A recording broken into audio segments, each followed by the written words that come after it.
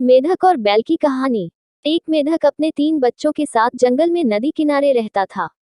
उन चारों की दुनिया जंगल और नदी तक ही सीमित थी। बाहरी दुनिया से उनका कोई वास्ता नहीं था। खाते पीते बड़े आराम और मजे से उनका जीवन कट रहा था। मेढक हृष्ट पुष्ट था। उसके बच्चों के लिए वह दुनिया का सबसे विशालकाय जीव था। वह रोज उन्हें अपनी बहादुरी के किस्से सुनाता और उनकी प्रशंसा पाकर फूला नहीं समाता था। एक दिन मेढक फ्रॉग के तीनों बच्चे घूमते घूमते जंगल के पास स्थित एक गांव में पहुंच गए। वहां उनकी दृष्टि एक खेत में चरते हुए बैल पर पड़ी। इतना विशालकाय जीव उन्होंने पहले कभी नहीं देखा था। वे कुछ डरे, किंतु उसकी विशाल काया को देखते रहे। तभी बैल ऑक्स ने हुंकार भरी और मेढक के तीनों बच्चे डर के मारे उल्टे पांव भागते हुए अपने घर आ गए। बच्चों को डरा हुआ देखकर जब मेढक ने कारण पूछा, तो उन्होंने विस्तारपूर्वक बैल के बारे में बता दिया। इतना बड़ा जीव हमने आज से पहले कभी नहीं देखा।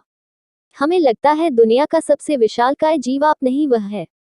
अपने बच्चों की बात सुनकर मेढक को बुरा लगा। उसने पूछा, वह जीव दिखने में कैसा था?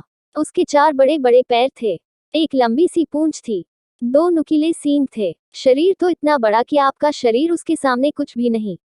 बच्चे बोले। यह सुनकर मेढक के अहंकार को जबरदस्त ठेस पहुंची।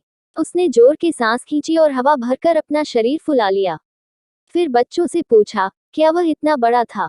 नहीं, इससे बहुत बड़ा। बच्चे बोले। मेढक ने थोड़ी और हवा भरकर अपना शरीर और फुलाया। क्या इतना बड़ा? नहीं नहीं, और बड़ा। मेढक ने जंगल के बाहर कभी कदम ही नहीं रखा था।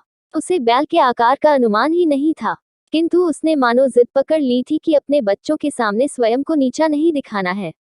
वह जोर से सांस खींचकर ढेर सारी हवा अपने शरीर में भरने लगा। उसका छोटा सा शरीर गेंद के समान गोल हो गया, किंतु इतने पर भी वह नहीं रुका। उसका शरीर में हवा भरना जारी रहा। उसने इतनी सारी हवा अपने शरीर में भर ली कि उसका शरीर वह संभाल नहीं पाया और फट गया। अपने अहंकार में मेढक के प्राण पखेरु उड़ गए। सीख: अहंकार पतन का कारण है।